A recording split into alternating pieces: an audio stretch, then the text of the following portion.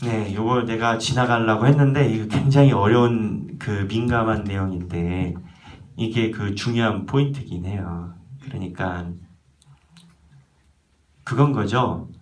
기록된 대로 가거니와 라는 것은 하나님이 정해놓은 길대로 간다는 건데 그러면 가룟 유다가 잘못이 있나? 근데 분명히 그 다음에 그 사람에게는 화가 있다고 했는데 이 두 가지 문구가 24절 안에 다 있거든요. 가룟 유다는 죄인인가? 아닌가? 기록된 대로 갔다면 하나님이 원하는 대로 간 건데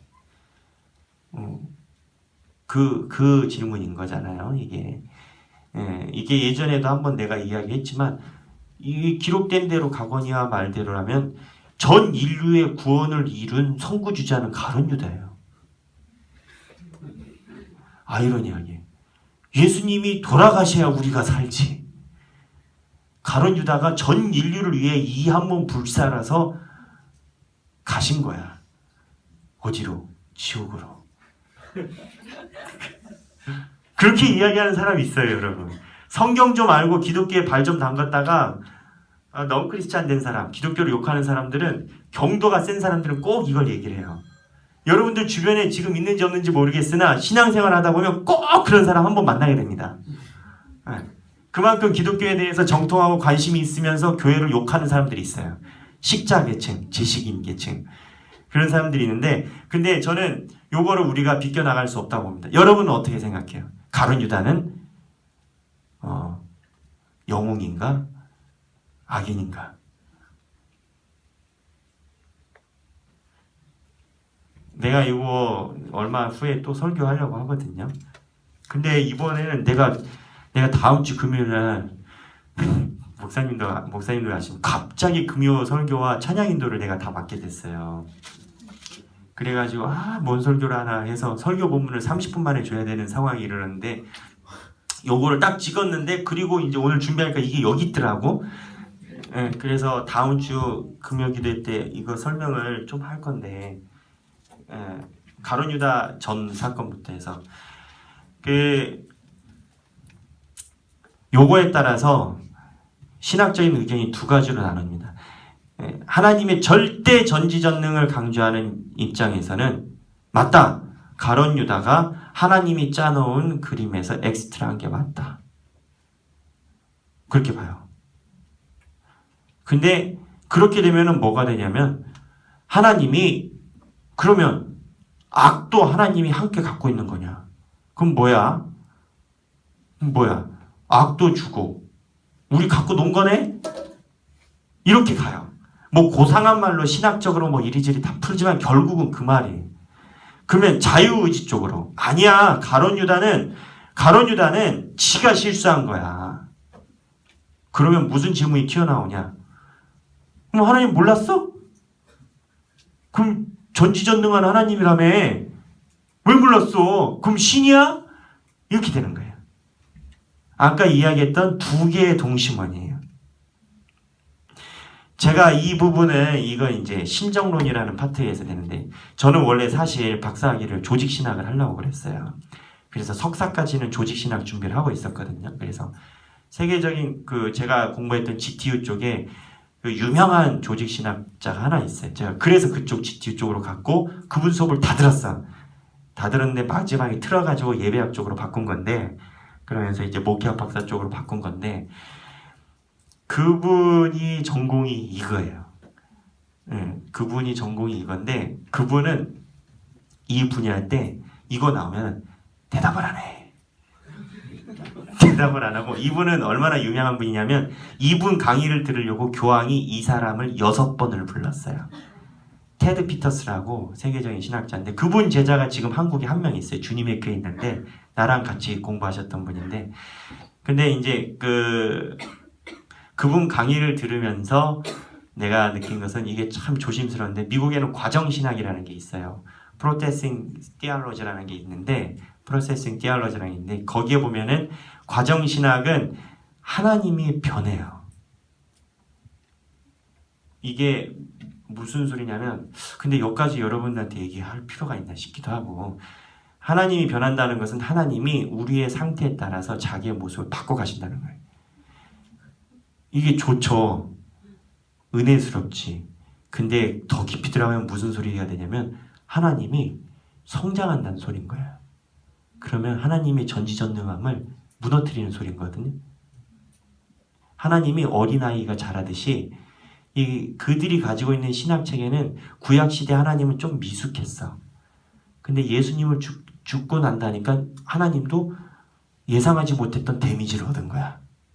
자기 아들이 죽는 것을. 그러다 보니까 하나님이 바꾸면서 간다는 거야. 나는 이 과정신학은 좋게 생각하진 않아요.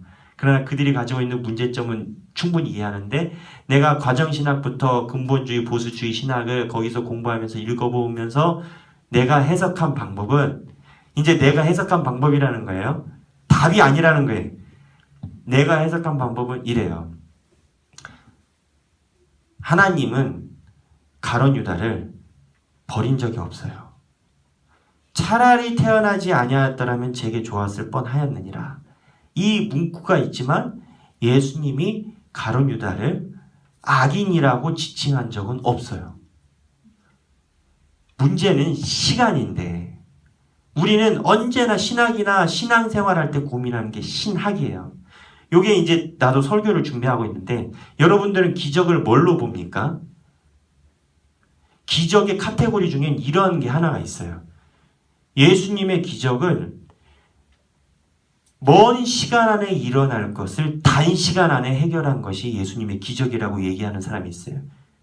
누구냐? 어거스틴. 무슨 소리냐면 오병이어 기적 있죠? 이거를 이렇게 얘기해요.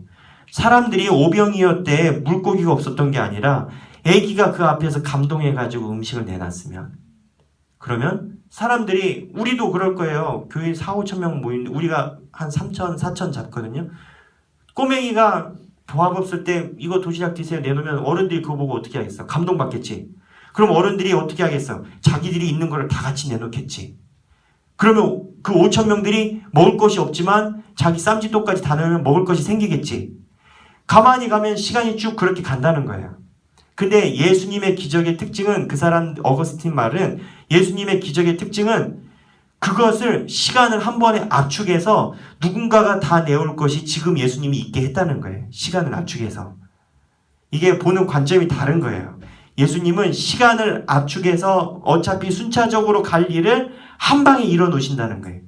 그래서 그 포인트를 갖고 있는 사람들은 우리 삶 속에 기적이 없는 것이 이상한 게 아니라 우리 삶 속에 기적이 일어난다는 거야. 단 그거를 기다리는 시간을 기다리는 우리가 기적을 인식하지 못한다는 거예요. 한 예로 우리가 예수를 믿지 않고 홍대 클럽에 금요일날 밤에 날마다 있던 사람이 토요일날 새벽 아침에 여기에 있을 줄 몰랐단 말이야.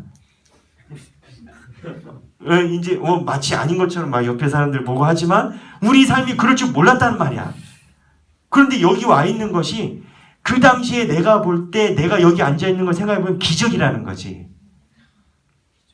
이 개념으로 가룟 유다를 해석을 하면 가룟 유다는 이 시간에 대한 주도권을 자기가 잡아버린 거예요. 어려운 얘기예요. 가룟 유다는 가만히 놔두면 하나님이 가룟 유다를 회개하게끔 합력하여 손을 밀어서 역사에서 끌어당겼을 거야. 가룟 유다의 잘못은 예수를 판 것에서 잘못이 아니에요. 예수는 다 팔았어. 예수님의 제자도 팔았어요. 베드로도 팔았어요. 베드로는 팔고 확인사살까지 했어. 너 예수 제자 아니야? 했더니 아니야. 원문에 오면 예수 그리스도의 눈을 똑바로 쳐다보면서 몰라 3번 부인했다고 해요. 경도로 따지면 가룟 유다보다 베드로가 더한 거예요. 아예 그냥 오지를 말든가. 응? 가룟 유다처럼 그냥 실리 챙겨가지고 집에 가서 뭘 하든가. 판 건 다 팔았어. 근데 이 시간 개념을 가지고 있는 사람들은 가룟 유다가 잘못한 것은 팔았다는 그 진리에 있는 것이 아니라 가룟 유다는 그 시간을 자기가 휘둘렀다는 거예요. 무언가 최종적으로 가져야 될 하나님이 가져야 될 권한을 자기가 가져버렸다는 거예요. 그러니까 여기서 다 다시 이러한 개념으로, 이거 이해돼요? 이러한 개념으로 다시 칼빈으로 돌아가면, 칼빈은 뭐라고 얘기하냐면 가롯 유다 같은 자리는 하나님이 그 역사상에서 있을 수밖에 없는 걸 아는데 그 자리를 가롯 유다가 가져갈지 베드로가 가져갈지 아니면은 안드레가 가져갈지는 그들의 자유의지라는 거예요. 결론은 그러한 자리는 사탄과의 완력관계에 있어 없을 수가 없는 자리인 건 맞는데 그 자리를 가져간 사람은 자유의지라는 거예요. 그래서 그 사람이 죄책에 있다는 거예요. 요게 이제 칼빈의 처음 출발이고, 하나님이 그래도 하나님의 것이 없는 것이 내가 이해한 것은 가롯 유다는 판 거에서 죄가 있는 게 아니라 나중에 회개할 수 있었어. 가롯 유다가 뭐 했어요? 자살했잖아요.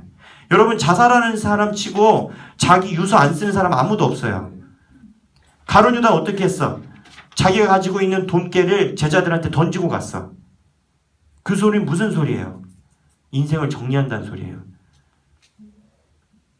인생을 정리한다는 개념은 끝까지 자기 삶의 결단권과 주도권을 시간 개념뿐만이 아니라 결정권까지 가롯 유다가 잡은 것이 그게 문제라는 거예요. 그게 죄라는 거예요. 이렇게 되면 우리도 마찬가지예요. 또 내가 이제 또 설교 준비하고 있는 내용에 그런 내용들이 많이 있는데, 우리는 다 죄인이야. 어차피 죄인이야. 어차피 또 죄질 거야. 이 문제는 우리가 안 믿는 사람들과 우리의 차이는 뭐 이제 그 대학생들 중에 여러 문제가 많이 있는 걸 알아요. 그리고 이제 커플 관계에서의 또 여러 가지 어려운 문제도 있는 걸 알아. 남들에게 말하기 어려운. 어차피 죄인이야. 그런데 문제는 이것을 하나님한테 들고 오느냐 안 들고 오느냐가 차이인 거예요. 그게. 들고 오면 하나님이 어떠한 죄라 하더라도 합력하여 손으로 만드셔요. 그거를 휘 감아가지고 하나님의 역사 안에 하나님이 완성을 시켜버린다고. 심지어는 다윗이 옆집 여자를 강간하고 간음하고 해도 휘 감아서 그 밑에서 솔로몬을 나오게끔 하나님이 역사하신 것처럼 그런 죄라 할지라도 하나님한테 들고 오고 시간을 하나님한테 내어드리면 결국 그 지점에 우리가 서 있는다고. 근데 시간을 참지 못하고 하나님한테 소유권을 드리지 못하면 그게 안 되는 거예요. 그게. 그래서 옳고 그름을 따지는 사람들은 자기가 생각하는 옳고 그름에서 벗어나면 무너져 버립니다. 신앙생활을 지탱하는 것은 옳고 그름이 아니에요. 신앙생활을 지탱하는 것은 신앙, 믿음이. 이것을 하나님한테 집어 던져놓고 하나님한테 온전히 맡겨야 된다는 거기가 신앙생활의 중요한 포인트인 거예요. 이해돼요? 내가 볼 때 한 절반은 이해 못한 것 같아. 절반은 이해한 것 같고. 내가 이런 얘기를 설교 때 참 하고 싶은데 그러면은 한 70%는 쓰나미가 올 거야. 이 쓰나미가 올 거야. 그냥 여러분들이 잘 이해해서 목원들한테 가르쳐줘야 돼. 목자가 왜 있냐? 설교 강대상에서 목회자가 할 수 없는 일을 목자들이 해달라고 목자들이 있는 거야. 원래는 목사님들이 다 해야 돼. 근데 어떻게 내가 400명을 다 만나고 있어? 설교 준비 하나도 못해. 그것을 여러분들이 도와주는 거예요. 목사님은. 협력하는 거예요. 아시겠죠? 이해 다 했죠? 네, 못한 사람은 이해한 사람 옆 사람한테 물어봐요. 네. 질문. 37절에 베드로와 저번에 얘기하셨던 것 같은데 기억이 잘 안 나서 베드로와 세베대의 두 아들을 데리고 가셨잖아요. 왜 그 사람만 데리고? 베드로 세베대 두 아들만 왜 데리고 왔냐? 내용은 어디서 나오지 않지만 신학자들이 말하는 것은 얘네들이 측근이다. 예수님이 가장 힘들 때 최측근 데리고 가셨다. 그 이야기합니다. 그래서 그 사람들이 이야기한 주석책이나 신학책을 보면 결론은 우리도 측근이 되자. 어려울 때 주님 곁에 떠나지 말자. 조금 더 나가면 적용 파트에서 목사님이나 리더들이 힘들 때 우리는 인간적으로 이해하고 떠나지 말자. 이렇게 되는 겁니다. 네, 그렇게 돼요. 네. 떠나지 말자는데 떠나고 있어 지금. 딱 이때 맞을 때 나가네. 아, 예. 예. 그래도 측근 될 수 있어요. 네, 또 질문. 이거는 그 성경이랑 좀 관계 없는 거긴 한데요. 목자로서의 고민인데요. 목원들이 약간 힘든 상황들 가운데 계속 있는데 이게 뭔가 나아질 기미가 안 보이고 계속해서 이런 힘든 상황이 연속이고 끝이 보이지 않는 이런 상황일 때 사실 하나님께 소망을 두고 가자라고 말은 하는데 어떤 식으로 누가 이렇게 얘기를 해주고 같이 계속 신앙생활을 할 수 있도록 격려해줘야 되는지 잘 고민이 계속 되거든요. 이게 경도에 따라 달라요.